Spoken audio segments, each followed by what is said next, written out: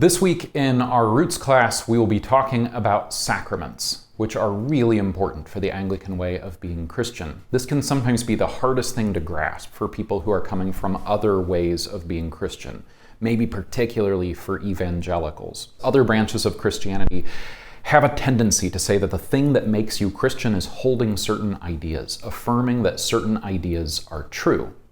And that's not how we do it in the Episcopal Church. We don't say that it is the affirming of certain ideas as true that makes you Christian. We say it's the sacraments. It's engaging with the sacraments, living a life rooted in the sacraments that makes you Christian.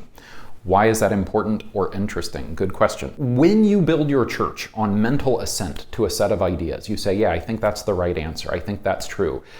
You're building a way of being Christian that gives you no room to change your mind. It says that the thing that makes you Christian is holding these ideas, so maybe try to avoid any data that could lead you to changing your mind. Because if you no longer affirm these things as being true, then you're not a Christian and you can't be part of this church.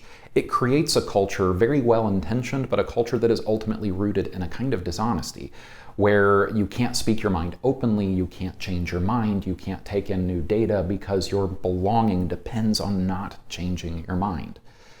The sacramental approach, where we say that the thing that makes you Christian is your repeated engagement with Scripture, with baptism, and with Eucharist, and the way that these things shape a person's life, these practices of gathering a community and engaging with these things, these divine mysteries, that gives you all sorts of room to change your understanding of how you think these things work or how these things relate, and you're still engaging with them, you're still gathering with community, you're still plumbing the depths of these mysteries.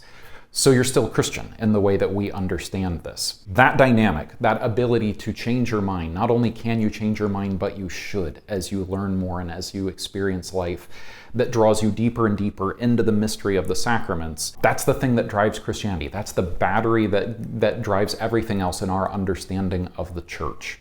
It's a very different way of constructing a church, but for us, it's intensely life-giving. And so we'll be discussing a whole lot more about what makes sacraments sacraments, where did these ideas come from, how do we approach them this Wednesday. So please join us if you can.